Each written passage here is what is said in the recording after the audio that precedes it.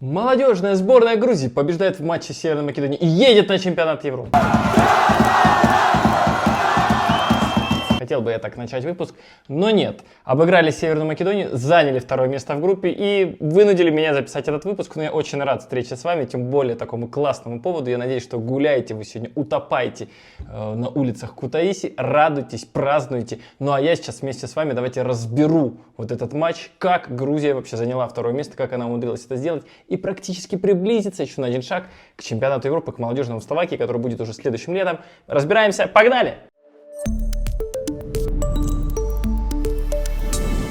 Что же, наконец-таки вроде бы я выздоровел и могу с вами общаться уже, так скажем, в полный голос.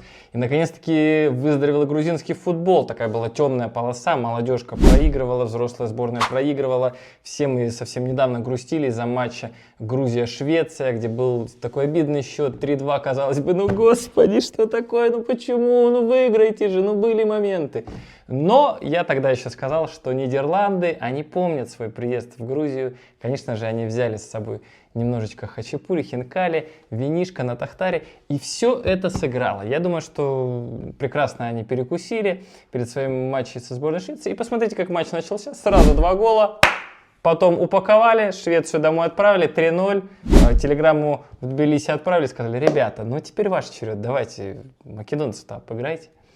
И здесь, знаете, интересно, что не все было так просто, не все было так однозначно, были трудности у сборной Грузии. Если посмотреть на стартовый состав, мы видим, что таких прям больших изменений не было. Ну, наверное, самое главное, что Лука Гагнидзе вернулся, который не мог играть из-за перебора желтых карточек в Швеции, а здесь он уже вышел в старте. Стадион в Кутаиси был заполнен, но по тем видео, что я видел, наверное, до отказа, все-таки не такой большой стадион. Я думаю, что не так было его сложно заполнить. Но сейчас в Грузии дожди, поэтому все-таки нужно отдать должное тем болельщикам, кто добрался, пришел на стадион и поддерживал команду. И знаете, казалось, что игра с Северной Македонией будет, ну не то чтобы легкой прогулкой, но такой задачей, вполне выполнимой. И вот можно забить быстро в первом тайме, и потом уже как-то так на технике, вот как грузины любят, на красоте, раскатать, положить второй, третий, и потом уже отправиться гулять на улице Кутаиси. Но нет, все оказалось не так просто. Да, Грузия забрала мяч, контролировала его, много атаковала. В первом тайме там порядка 10 ударов было, но ни одного забитого мяча. И счет 0-0. Было тревожно, потому что, знаете, ведь действительно было бы очень обидно в случае ничьей. Грузия никуда не проходила, потому что личные встречи против Швеции, к сожалению, в пользу скандинавов. Так вот, в первом тайме ни одного удара в створ ворот не было у македонцев. И казалось бы, знаете, что вопрос времени. Сейчас Грузия еще добавит оборону, македонцы устанут. И все. И Грузия спокойно выиграет и поедет туда, куда должна ехать. Но нет, представляете, македонцы не были согласны. Не знаю, может быть, не угостили их грузинской кухней перед игрой или какие-то другие причины. Но вот в итоге македонцы открыли счет в матче. И тут уже главный тренер сборной Грузии решил, что нет, ребята, хватит, надо дело исправлять. И игру переломил какой-то просто грек, Василиас Гардезиани, такой греческий грузин или грузинский грек. Если вы знаете что-то про этого футболиста, расскажите в комментариях, мне будет интересно почитать, послушать. Вышел он на замену, 9 минут ему дали, и все, хачапури приготовилась, забил он мяч, сравнял счет. Второй мяч уже на счету Надара Ламинадзе, настоящее веселье на стадионе, но играть-то еще там порядка 20 минут.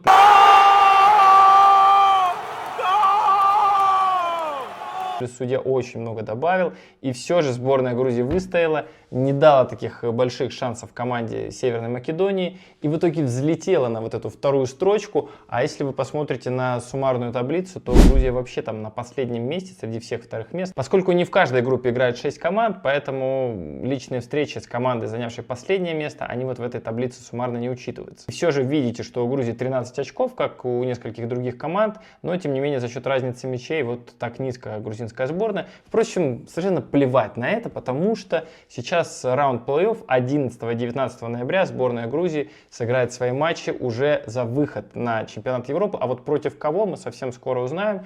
Вот увидите из этой таблицы 3 команды на первом месте, они уже совершенно точно едут на чемпионат Европы. И таким образом у нас Получается 12 команд, плюс Словакия 13 как хозяева.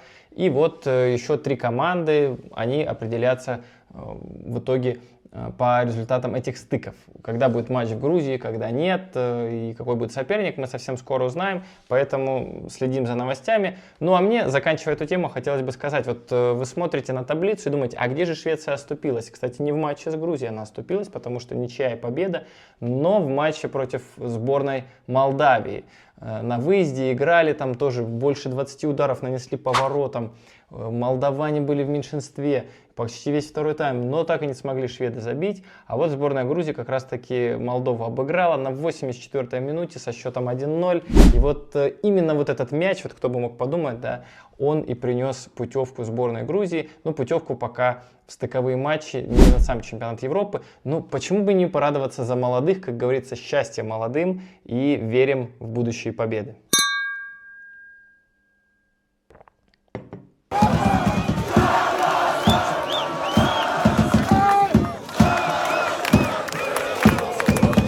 Ну и пару слов хотелось бы все же сказать о главной сборной Грузии. Спасибо большое за вашу поддержку, за ваши комментарии, лайки. Вчера мы в необычном новом формате попробовали сделать аналитику по прошедшей игре. Это был целый стрим прямо сразу же после матча, по горячим следам, со скриншотами, со всей тактикой, максимально подробно. Пожалуйста, вас приглашаю, вот можете здесь посмотреть, перейти по ссылке. Если вы любите вот максимально во все вникать, пожалуйста, смотрите. Здесь я бы какой-то, наверное, хотел короткий итог подвести. Ну, во-первых, отсутствие Кочарашвили привело к этому результату, потом не забили свои моменты, конечно же, албанцы хорошо сыграли. Хвичи не показал свой максимум, на который он способен. Микаутадзе сейчас не в самой лучшей форме. Ну и Китаишвили, которого Саньоль поставил, он вообще тактику, конечно, поменял. И вот попытался Китаишвили поставить на роль Кочарашвили. Но вот даже в эпизоде с пропущенным мячом, ну, есть ощущение, что Китаишвили там слишком вот он хотел помочь, и слишком он бежал, чтобы помешать сопернику, что в итоге последовала передача, и после этого был забит мяч. Из позитивного можно отметить то, как сыграл Зорико Давиташвили. Отбегал, отпахал и в защите, и в нападении. Я думаю, что с такой игрой вполне он может получить место в стартовом составе и на следующем матче. Буду Зевзевадзе, много от него ждали, вроде бы неплохо играл, но моменты свои не забил, поэтому очень жаль.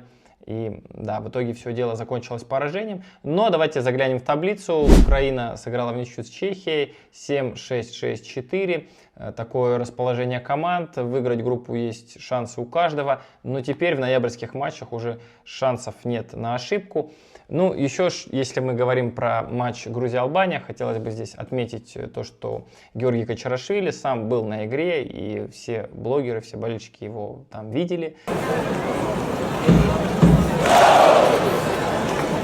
Снимали, выкладывали видео, вот даже какие-то эпизоды вы можете посмотреть. Ну и, конечно же, он успокаивал команду. Я думаю, что он и после матча заходил тоже в раздевалку. Ну и еще одна позитивная история, это то, что болельщики сборной Грузии аплодировали во время гимна сборной Албании.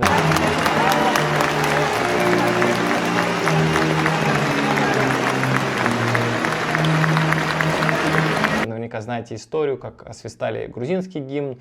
Ну, спасибо вам, что вы подсказали, что это из-за того, что Грузия не признает Косово, как всегда политика вмешалась в футбол.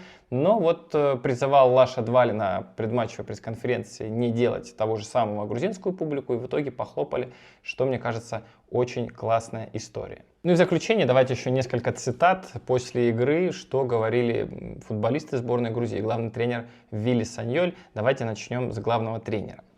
Мы знали, что Албания будет защищаться с большой силой и не оставит нам пространства. Игроки выполнили установку, но нам не хватило последнего паса и решающего удара, чтобы забить. Если бы мы использовали 10-15% своих моментов, мы бы выиграли эту игру. Как говорится, если бы да кабы, в саду выросли грибы. Ну, надо забивать свои моменты. В принципе, Вилли Саньоль это прекрасно понимает, но лишний раз он подчеркнул, что моменты-то были, не просто вот албанцы их разнесли, а вот албанцы свое забили, а Грузия нет. От этого такой результат.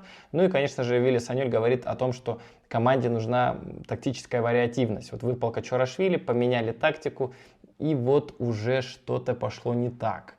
И здесь вот вопрос, если эта сборная зависит настолько от одного футболиста, ну, предположим, завтра, не дай бог, Хвича травмируется или Микаутадзе, то как вы будете играть в футбол?